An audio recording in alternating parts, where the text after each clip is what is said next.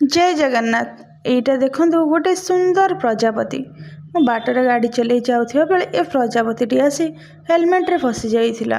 भाग्य को से आखि रे बाजिनी किंतु हेलमेट रे लागी करी ही रहि जाइथिला।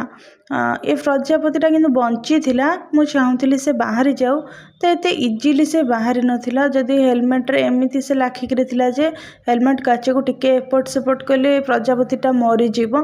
तेणु करी बहुत सतर्कतार ताको मु बाहर करबा को चेष्टा करिथिली। हेलमेट रो काच को बाड़ेई थिली किंतु तथापि से बाहरी नथिला।